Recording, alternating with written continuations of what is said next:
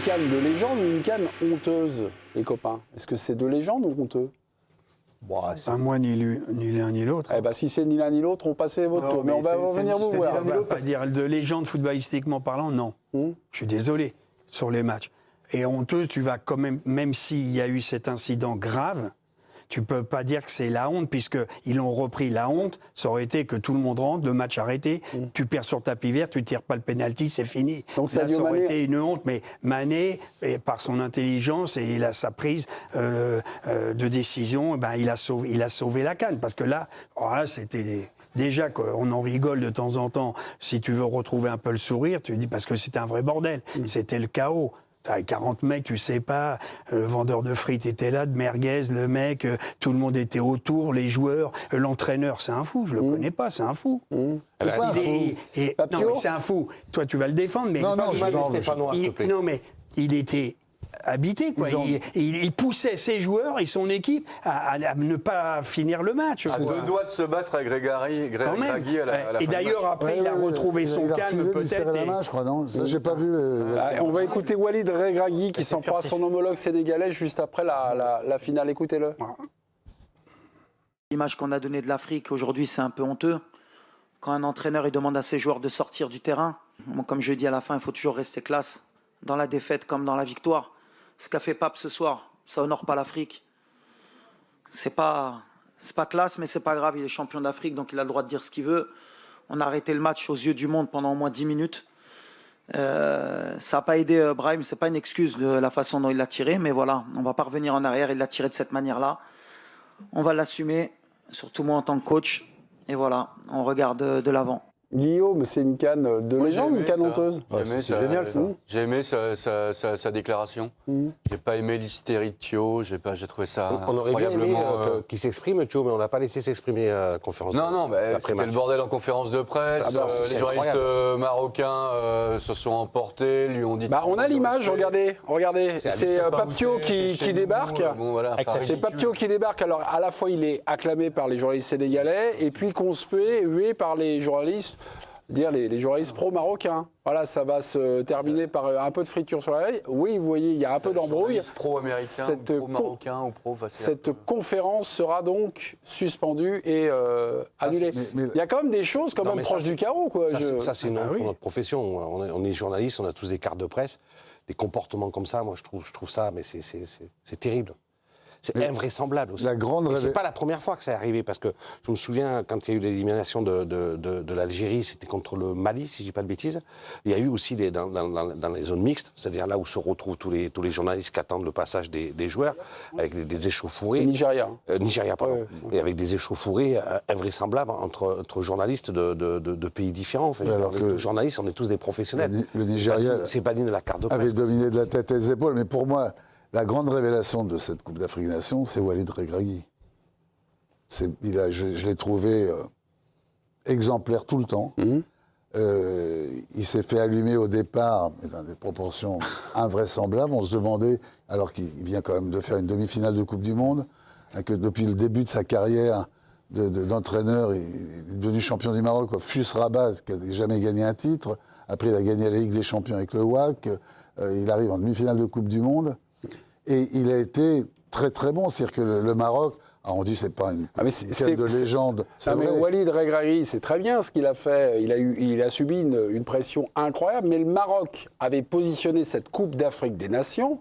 Je sais pas, vous me coupez si je dis des bêtises. Mais au sens où, nous, un pays africain, on est capable d'organiser une Coupe d'Afrique des Nations moderne, avec les canons, on va dire, des pays occidentaux. Jusqu'au moment où... C'est pas le Maroc et l'institution marocaine qui est responsable de la sortie. C'est un peu le Sénégal, non? C'est les Sénégalais qui ont dérapé, c'est pas le Maroc. Non, mais il y a quand même les ramasseurs de balles et les joueurs. C'était terrible. Oui, d'accord. Je veux dire, ça, c'est d'un grotesque absolu. Oui, ce qui est aussi assez lamentable avec des directives de. Mais je ne pensais pas à ça, effectivement. Mais tu es devant ton canapé. En fait, tu as un devoir d'information. La FIFA met son couvercle dessus. Et les échauffourées qu'il y a eu pendant qu'il y avait les Sénégalais qui rentraient au vestiaire avec une partie du public des Sénégalais qui voulaient rentrer sur le terrain, les bagarres qu'il y a eu avec les stadiers, les interventions de force de l'ordre, tu les as vécues. Devant moi, c'était. Nous, on a été privés de tout ça. Ouais. Je veux dire, j'ai un moment le droit à l'information, et moi, cette finale, elle me questionne beaucoup sur En le France, travail quand il y a de- une de baston dans une journaliste. tribune, tu la vois pas non C'est plus. pareil. Non, non. pareil en France. Tu la vois pas non plus. C'est masqué, aucun cap pénètre sur le terrain, on le voit pas non Non, plus. mais ça, c'est autre chose. Les abrutis qui rentrent sur le terrain pour faire passer des Non, messages. mais même les bastons dans les tribunes, tu les vois pas. on les voit plus. Mais là, ce qui s'est Les envahissements de moi, je suis terrain non contre ça. plus. Je veux dire, on a zoomé sur les joueurs et on n'a pas rendu compte de ce qui se passait dans le stade. Non, mais tu Oui, disais mais c'est pas spécifique au Maroc. Tu as dit que c'était spécifique au J'ai Maroc. pas du tout dit ça. Tu non, dis- j'ai- Ah, si. j'ai- Bernard, ah non, tu- non, j'ai pas du Bernard, tout dit ça. tu dis Ne c'est me la fais pas- FIFA. non, non, Régis, ne me fais pas dire ce que j'ai pas dit. J'assume tout ce que je dis, mais pas ce que j'ai pas dit. J'ai dit à cause des directives de la FIFA. J'ai commencé mon propos en disant ça. Oui, mais à alors cause des dis directives qu'en de la France, FIFA. c'est pareil mais- alors. Oui, mais je te dis à cause des directives de la FIFA. Aujourd'hui, on nous montre que J'ai une autre séquence à vous montrer. On a la veille de la finale. Et pas la vérité. J'ai une autre séquence à vous montrer. On a la veille de la finale, mais tout s'est bien passé, les copains. Ok. Pape Thiaw, le sélectionneur sénégalais, avait critiqué l'organisation la veille de la finale, puisque ces joueurs s'est retrouvé face à une meute de supporters marocains. Ça s'était heureusement fort bien passé. C'est évidemment supporters sénégalais et marocains. Écoutez-le. Et hier, ce qui s'est passé, c'est anormal. Anormal. Une équipe comme le Sénégal qui descend, on le laisse avec la foule populaire comme ça. Mes joueurs étaient en danger. Tout pouvait se passer contre des personnes mal intentionnées. Et ça ne doit pas se passer. Surtout entre deux pays frères. Qu'on a toujours dit. C'est important. Merci.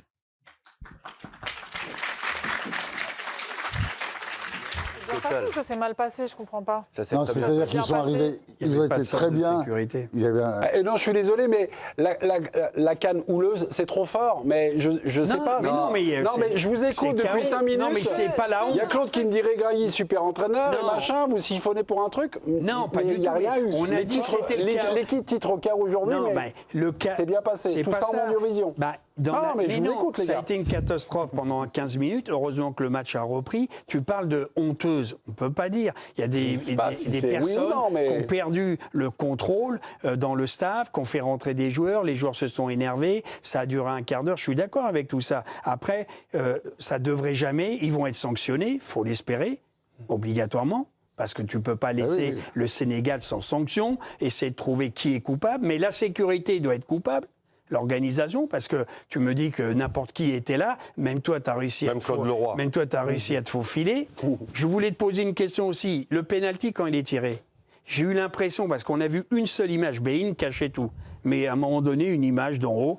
Est-ce qu'il y avait quand même des supporters sénégalais derrière les poteaux avec, j'ai vu des CRS ou, enfin, je sais pas, des gendarmes. Oui, il y avait un envahissement de donc, terrain, ouais. tu n'as pas le droit de tirer un pénalty s'il y a encore des gens est-ce qu'ils étaient des supporters sénégalais derrière la ligne de but, mais ils étaient quand même sur le terrain, oui ou Mais non? ils étaient à 120 mètres de là. Oui, de mais je l'autre m'en fous. Oui. Oui ou Mais non? ils Est-ce étaient qu'ils pas étaient sur le Ils n'étaient pas sur le terrain, il n'y avait personne sur le terrain. Non, J'en j'en suis suis sûr. moi, quand même arrivé. Il y a des mecs qui ont... Non, ils ne sont pas descendus sur le terrain, ils Non, le ont terrain, dépassé leur ils ligne. étaient en dehors. Mais ils étaient le pas- terrain, pour moi, c'est... Non, mais Claude, tu Ouais. vas pas me dire qu'il n'y en a pas qui ont réussi à quitter leur tribune Non. et à mordre l'herbe. Si. J'en ai Oui, si, vu. oui, J'en ai vu, oui. là. Oui, mais c'est Oui. mais Bon, ça- descendu C'est des pas le- tribunes. Mais oui, mais c'est Non, mais pas c'est le à terrain, 20 mais t'es mètres. sur le terrain. c'est à T'es 20 dans mètres de la l'embut, tu pelouse. vois, en Non, mais- rugby. Non, pas dans l'embut. Mais tu vois ce que je veux dire? Oui, bah, oui, on voit bien, Ils c'est étaient pour là, ça qu'on j'ai vous vu dit non. des mecs en noir, CRS, qui faisaient un bloc Écoutez, hier, derrière, au corner Eric, de l'équipe du Eric, Maroc. faut regarder c'est le ça. soir l'équipe du soir. Hier, on avait quelqu'un de l'équipe du soir qui assistait à la finale qui nous a raconté il y a eu une tentative d'envahissement de terrain Absolument. qui a été repoussée Tout de par les suite. forces de l'ordre. Donc Voilà. tu me dis que personne n'était là quand ils ont tiré le péno. Bah oui, on vient de te le dire 2 fois, Eric. Non, oui, mais moi je suis sceptique. Voilà. Ah bah, Tu vois, oui, moi mais- je vous écoute. Hein. Non, mais Même attends, un moi, je- journaliste qui était là-bas, j'ai Adolphe entendu Bellon- des mecs qui n'ont rien vu quand il se passe des choses. Ils te font des papiers, il a peut-être raison, mais je suis très surpris qu'il n'y ait Pardon, pas. mais Adèle Bellombry a témoigné hier spontanément. Oui. On ne va pas remettre en cause, Moi, la qualité de son témoignage. Mais oui, mais. on peut Non, tout on remettre est en là. cause alors. Non, moi, je suis sur la. Alors, là, est-ce qu'ils sont au niveau de- rentrés et ils sont ressortis? Non, ils ne sont pas rentrés Mais- sur le terrain. Non, mais. Ils ont franchi leur Voilà, leur ils étaient ligne. sur la Ils pelouse. ont un morceau franchi de 4 ou pelouse. 5 mètres, ils ont Voilà, tout de suite ok. été repoussés. Et donc, ils tu n'étaient me même dis pas que sur la pelouse quand qui ils est en tirent le dehors. péno, ouais. Mais le problème de fond, c'est que tu parlais de la FIFA, c'est pas la FIFA qui est responsable, c'est la CAF. Mais le problème, c'est qu'il y a une telle vassalisation de la CAF par la FIFA Non, mais plus personne ne dirige. Il faut quand même savoir que c'est quand même la seule compétition continentale où tu as Infantino qui vient quasiment diriger une cérémonie d'ouverture et une cérémonie de clôture. Est-ce qu'on peut imaginer Infantino diriger un Euro comme ça, une Copa América, une CONCACAF, un championnat d'Asie des Nations? Mais c'est pour ça, Claude, que j'ai dit la FIFA et j'ai pas parlé de la CAF. Ah bon, c'est pas volontairement, c'était pas par... non, je Oui. vais à peu près savoir encore ce que je dis. Que certains, non, mais enfin, mettez pas tout. Que j'ai pas dit. Enfin, mettez pas tout sur Infantino, même s'il fait partie. Il fait partie. Il est pas la question CAF est quand même responsable. Non, mais Infantino, j'entends. Mais à quel titre il est là? Mais oui, c'est un trait. Sauf qu'il n'y a qu'une chose. Moi, d'accord. Mais je vais le défendre, moi. Pour une c'est raison. bien, alors. Bonne chance. Oui, pas bonne chance. Je vais te donner une raison. Oui, vas-y. Tous les présidents de fédération sont contents de prendre la monnaie qu'ils vont prendre aux États-Unis. Étaient contents de prendre la monnaie parce qu'ils vont toucher 11 ou 12 millions. Alors tu me dis, c'est peut-être acheté, mais les petites équipes, j'ai lu un article économie sur les petites équipes, je les ai pas en tête, qui vont faire la Coupe du Monde aux États-Unis. Ça va être le jackpot pour eux. Ils vont prendre. Et moi, j'ai jamais vu le président de la Fédération française, l'Espagne, le truc, gueuler, ils sont contents. Qui vote? Eux. Qui élise le mec? Les présidents. Alors moi, juste une chose. Non, mais moi j'étais dans un avion cet après-midi, au retour de Rabat, avec des présidents de fédérations africaines qui n'étaient pas au courant que M. Motsepe, via Gianni Infantino, avait décidé de changer la périodicité de la Coupe d'Afrique des Nations de 2 à 4 ans. Les présidents de fédération n'étaient pas au courant. C'est quelques personnes qui ont décidé ça. Moi, j'étais avec des présidents avec qui j'ai voyagé cet après-midi. Et ça fait longtemps qu'on le sait. Mais non, mais ça fait longtemps. Ils font quoi, les mecs? Ils sont pas tous contents. Ils sont pas, contrairement à ce que tu penses, ils sont pas tous contents. Moi, c'est pas pour défendre, mais bon. Clément, merci. Je voudrais juste dire un truc, c'est que le peuple, il a aimé cette CAN, en fait. J'ai jamais vu une CAN où il y a eu autant d'enthousiasme en France. Tout à l'heure, j'étais au conservatoire à Levallois-Perret. Il y a une maman qui m'a sauté dessus en me disant « Alors, la CAN, vous avez vu la finale et tout ?» Enfin, je veux dire, là, vous parlez du chaos, mais ils se sont même pas battus. Il y a des matchs où parfois les joueurs, ils se battent entre eux. Il n'y a pas eu un seul coup échangé. Il y a eu une équipe qui estimait qu'elle était victime d'une lourde injustice. Je veux dire, moi, ça me fait plus penser à Alexis Vastine qui s'assoit sur le ring, paix à son âme, qui a un chaos comme ça. Je trouve que vous en faites trop, en fait. Cette CAN, moi, je l'ai adorée. Moi, Boulbina, ça y est, c'est pour toute la vie, quoi. Ce moment-là, je l'ai vécu pleine face. Cette finale-là, franchement, c'est un des matchs les plus inoubliables qu'on ait vécu dans une CAN. Moi, je me suis mis dans la peau de qu'est-ce qui a fait péter les plombs Papio. Alors, juste, je reviens sur son homologue qui, juste après la rencontre, nous dit ceci: on félicite le Sénégal, même si c'est décevant l'image qu'on a montrée aujourd'hui du football africain avec tout ce qui s'est passé dès qu'on a sifflé.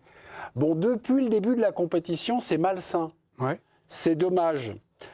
Replay, équipe du soir, le soir du quart de finale gagné par le Maroc contre le Cameroun, Greg Schneider dégoupille, pour lui, l'arbitrage a avantagé le Maroc. Extrait. Ouais, mais bon. Ce qui serait bien, ce serait qu'on gagne un petit peu de temps et qu'on leur donne leur coupe directe et qu'on arrête de me prendre moi pour une bille en tant que spectateur, qu'on arrête d'insulter le foot et qu'on arrête d'insulter ceux qui jouent au foot, les joueurs, parce que c'est les premières victimes. Ce que j'ai vu ce soir est invraisemblable. T'as un défenseur marocain qui met le coude dans la gueule du gars, l'arbitre dit rien. À chaque fois qu'il y a un coup franc pour le Cameroun, le Marocain se met à 1 mètre pour empêcher de jouer vite. Il a jamais fait le ménage. Et il y a évidemment ce fameux penalty. Bon, là, ça s'est vu. Regardez bien l'attitude de l'arbitre. Il est ennuyé parce qu'il sent bien qu'il s'est passé quelque chose. Il sent bien qu'il est dans la sauce. Donc, on va arrêter de nous prendre pour des billes. On va arrêter de dire c'est la CAN, c'est ceci, c'est cela. C'est pas la CAN, c'est la Reine des Neiges, en fait. C'est un Disney. Donc, ils vont la gagner à la fin. On n'a qu'à leur filer direct et arrêter de cautionner cette parodie de foot et surtout d'insulter le jeu et les mecs qui le font vivre. Parce que ça, c'est pas possible. Que ce soit des Camerounais, des Croates, des Marocains, c'est pas possible. Aujourd'hui, c'est tombé sur le Cameroun. L'équipe du soir est une émission d'opinion. Claude Leroy, je crois que vous n'êtes pas d'accord avec ce que vous avez entendu. Mais je suis atterré. Je suis atterré parce que je pense que on ne peut pas parler contre quelqu'un s'il n'est pas présent, c'est assez désagréable, mais je pense qu'il n'avait pas vu le match. Si.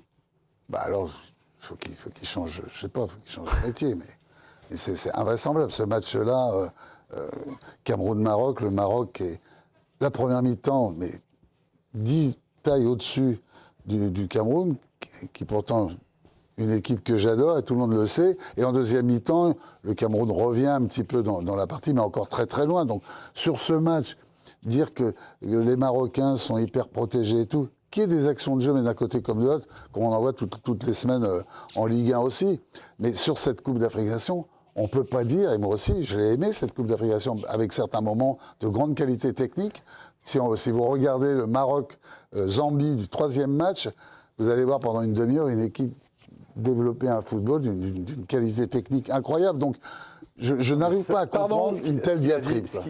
Avec toute l'affection que je porte à Grégory, ce qu'il a dit là, on l'a entendu depuis le début de la compétition et même bien avant le début de la compétition, cette espèce de refrain complotiste qui n'a fait qu'alimenter le climat délétère de persécution, de complot, de machin. Et en fait, ce discours de Greg, qui est aussi un discours qu'on a entendu pas seulement dans la bouche de Greg, mais un peu partout, mais il a fait que faire monter la CAN dans une pression de jour en jour, jusqu'à ce qui s'est passé. Parce que si le climat avait été sain... Et on avait Hervé Penaud la semaine suivante. Mais c'était malsain depuis le début, on cette lui pose histoire cette de complotisme. question, et Hervé fait un papier. Pourquoi ? Parce qu'au Maroc, il nous le dit face caméra, il nous le dit en qualité d'envoyé spécial, il me dit on ne parle que de ça, que de Greg. Est-ce que c'est quand même l'opinion de Greg, qu'on soit d'accord ou pas, elle résume, on va dire, une partie de ce climat de cette CAN, c'est-à-dire sur la défiance envers l'arbitrage. La CAN se serait jouée au Cameroun, au Sénégal, ou en Éthiopie, ou n'importe où, au Mozambique, ça aurait été pareil, il y aurait eu du complotisme de la même façon. Quand on joue en France, il y a plein de pays qui pensent que la France a été avantagée. C'est logique, le pays normalement qui accueille une compétition, il est tout le temps suspecté d'être avantagé. Avec 3 expulsions en 7 matchs, avantagé, c'est... Et puis en changeant de ville. Surtout qu'il n'y en avait jamais eu dans toute l'histoire de la France en Coupe du Monde. Et les Français ont changé de ville. Non, mais pour dire l'impact de cette minute, c'est que pour des. Alors, il va peut-être pas être content, mais moi j'ai reçu cette minute là de la présidence de la République du Cameroun. Ah ouais. Le directeur du cabinet civil qui m'a envoyé 7 minutes en me disant. Alors, qu'est-ce que t'en penses ? Eux étaient plutôt contents. Ah bah, bien sûr. Ouais. Bon. Voilà, donc, pour vous dire que tu avais le bras long. c'est pour vous dire à quel niveau le football en Afrique, c'est un patrimoine national. Moi aussi, j'ai beaucoup d'affection pour Greg, mais voilà, il a dégoupillé, quoi. Ah bon, voilà, il est journaliste. Il a dégoupillé, je veux dire, il y a eu... Il est journaliste. Un peu de mesure. Non, mais un peu de mesure, un peu aussi, quand tu es journaliste, de faits, d'investigation. Tu peux pas lâcher non, mais là, il à une heure de grande écoute une insanité pareille, quoi. Il faut arrêter, il faut regarder le foot, quoi. Il faut regarder le jeu. Est-ce que hier, par exemple, l'arbitre a avantagé les Marocains hier ? Franchement, faut être ridicule. Et Greg a retweeté, il n'est pas là, c'est dommage, a retweeté sur la qualité de l'arbitrage. Greg ne s'attaque qu'aux arbitres. Non, mais pardon, mais d'accord, mais... C'est facile, les arbitres. Mais non, mais on fait l'équipe du soir déjà depuis un moment. Mais bien sûr, mais il faut arrêter avec l'arbitrage. Parle de Thio, parle des mecs parle de Mendy pendant la prolongation. On a eu l'impression qu'il avait été assassiné 1000 fois en se roulant par terre alors qu'il n'y a pas de contact. Parle de l'attitude des joueurs, parle de l'attitude des techniciens, des dirigeants, de la folie des mecs, quoi. L'arbitre, t'as vu la pression qu'il a, cet arbitre ? C'est monumental. Non, il fait un match remarquable, l'arbitre. Il fait juste une erreur.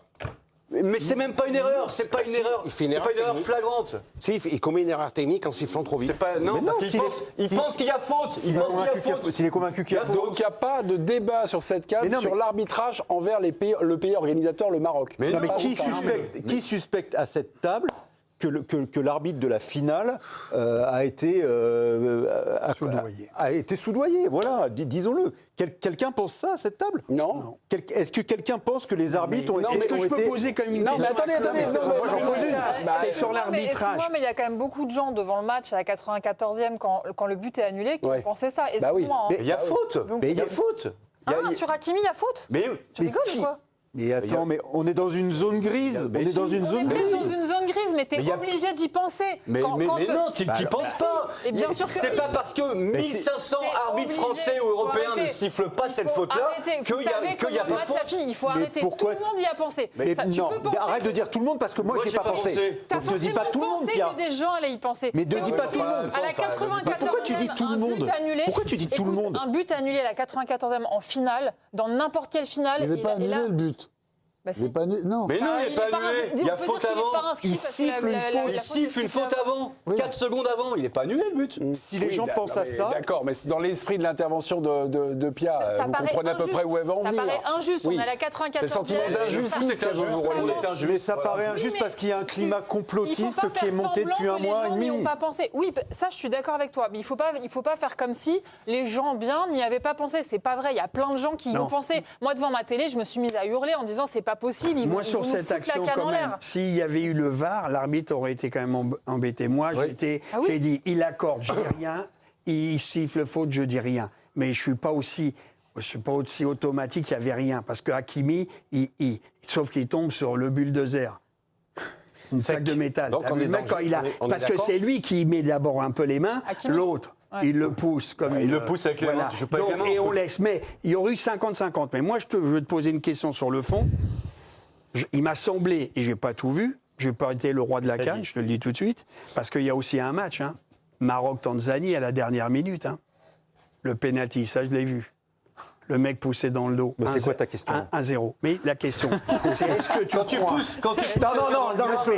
je parle de cette action, vous avez oublié la Tanzanie. Non, et ça a foutu un bordel sans fin. Mais est-ce que les arbitres du continent africain qui arbitrent, je sais, sur le continent, par rapport aux Européens qui font aussi des fautes, hein, j'accuse pas l'arbitrage, est-ce qu'ils maîtrisent, que nous on ne le maîtrise pas en Europe, le VAR, la communication entre eux, sont-ils...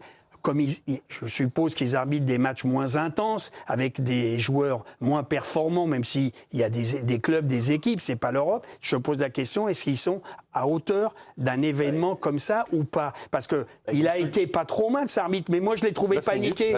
Non, il a paniqué à partir du moment de cet incident. C'est à partir de là où il a perdu pied. Je le trouvais fébrile, moi. Dans l'équipe d'aujourd'hui, pas du tout. Pas du tout. Dans l'équipe d'aujourd'hui, il y a une très bonne analyse de l'ancien arbitre, M. Schneider, qui est au chevet de l'OM, qui est conseiller de l'arbitrage de l'OM, de Longoria, Franck Schneider, qui dit, quand il refuse le but au Sénégal sur la faute sur Hakimi, il dit on est sur une zone grise. Et dans cette zone grise-là, il décide qu'il n'y a pas but. Et dans l'action suivante, il y a encore une zone grise, sauf que là, au lieu d'arbitrer dans le même sens que la zone grise de l'action précédente, il arbitre, il y a pénalty. Donc si dans le gris, il dit pas but, dans le gris, il doit dire pas pénalty. Sauf qu'il a le VAR. C'est ça pour la deuxième. J'ai aimé cette analyse de Franck Schneider parce que ça, c'est ça le problème. C'est pour ça qu'il fallait laisser finir l'action. Mais c'est pas une erreur manifeste. Mais c'est pas une erreur manifeste. Oui, mais je reviens. Est-ce qu'ils maîtrisent le VAR? Ils savent. Non, je pense que tu as raison. C'est que ils n'utilisent pas le VAR très souvent. Bon, déjà, nous on l'utilise tous les jours. Mais nous on l'utilise tous les jours. Oui, on a vu des énormes. Je t'ai pas dit qu'on aurait pas d'erreur. On croirait que certaines erreurs qu'on voit en France, si elles avaient lieu en Afrique, on dirait ils sont encore 50 ans. Olivier, spécialiste de la statistique sur le VAR, ça réduit quand même un maximum d'erreurs. Bon voilà, donc 80% me dit mon adjoint Eric Blanc. Donc il n'a pas utilisé la première fois. Il a sifflé trop tôt. Sur la Coupe d'Afrique des Nations, donc vous l'avez pas trouvée honteuse ni légendaire, je suis désolé. Si, elle restera dans la légende. Légendaire, je réponds à Pierre. Légendaire de quoi? Pour le bordel, mais pas la finale en elle-même. S'il y a 1-0, vous n'allez pas me faire croire que c'est le monument du foot mondial. Non, mais ça reste. J'ai trouvé le Sénégal très athlétique, ils m'ont impressionné. Une vitesse, ils sont aussi techniques, ils font des choses avec le ballon, ils ont cette capacité de prendre de la vitesse, revenir, il n'y a pas de souci, on va les avoir en Coupe du Monde. Tu as l'air de parler avec condescendance, mais c'est des joueurs qui jouent dans les grands clubs européens. Mais je sais, la moitié des... Mais on n'a jamais dit le contraire. Ne le prends pas mal. Bon, c'était le match du siècle. C'était la finale, le match du siècle. Ils sont costauds. Ils ont de la vitesse. Non, mais par contre, les trucs qu'on entend depuis la nuit des temps. Tu n'as pas entendu. Non. Et puis ils font des fautes à retardement parce qu'ils savent pas se contrôler. Si on parle de l'Afrique avec toi, non mais frère, si on parle de l'Afrique avec toi, j'ai pas mis pied à part l'Afrique du Nord. Donc moi je suis allé dans les 54 pays d'Afrique. Voilà. Toi tu vis là-bas. Tu prends. Non mais tu prends. Essaie quand même d'écouter. Peut-être qu'on a raison que c'est Eric qui mais moi je t'écoute, je te dis que tu pars sur des arguments. Je peux te poser une question, Claude. Je peux te poser une question au départ. Je parle pas du continent africain. Si je te dis que la fin, quart de finale, demi-finale, finale. Si je te dis que la fin de la Coupe d'Afrique des Nations, finale, demi-finale, dernier quart de finale, a été très décevante au niveau du spectacle. Tu es d'accord ou pas? Pas forcément. Très peu de buts. Il y a eu très peu de buts. Par contre, j'ai trouvé physique. J'ai trouvé Maroc-Nigeria, j'ai trouvé remarquable. J'ai trouvé la lecture des Marocains pour complètement annihiler Lockman et Osimhen formidable, pour annihiler Bemo et Baleba contre le Cameroun. C'est-à-dire que moi j'ai trouvé cette équipe du Maroc jusqu'à la finale. Mais on s'est ennuyé à la fin de la CAN. On s'est ennuyé à la fin de la CAN. Ouais, moi, je me suis... Mais non, mais vraiment... je suis d'accord avec Régis, c'est d'ailleurs un peu avec Eric sur les stratégies qui étaient extrêmement tournées vers la défense pour casser. Exactement la même analyse sur un Euro ou sur la Coupe du Monde. Sur une Coupe du Monde, c'est le quart de demi-finale, c'est toujours pénible et insupportable. Vous inquiétez pas, mais il semblerait que le jeu avec Didier Deschamps, on en a fait quelques débats ici. Non, on regarde la Coupe d'Afrique des Nations et on a une opinion. Je comprends ce que tu veux dire. Sur les stratégies défensives. Tu vois l'organisation de cette équipe marocaine au fur et à mesure de la compétition, il n'y a quasiment que des joueurs offensifs dans cette équipe. C'est-à-dire que tous les joueurs défensifs du départ sont retirés en faveur de joueurs tous au tempérament offensif. Que la finale, pour moi, la finale, elle m'a paru beaucoup plus mièvre, parce que je pense que physiquement, ils ont pioché après une demi-finale. Mais moi, ils ont joué 2 heures. Moi, ils m'ont impressionné justement, les deux équipes, mais d'un point de vue d'impact, d'un point de vue athlétique. Ils ont été plutôt bons dans certains moments de la prolongation, par contre. Il y a eu un moment dans la prolongation où, au niveau de la qualité du jeu, c'était bon. Mais je trouve qu'il ne faut pas faire des fautes avec ces équipes-là parce que tu le paies cash. Oui. Ils ont des organisations pour frapper, pour piquer, pour machin, qui sont redoutables. Et là, j'ai pensé à l'équipe de France. Le 16 juin, on rencontre le Sénégal. Bon courage. Oui, ça va être... Ils ont pris 2 buts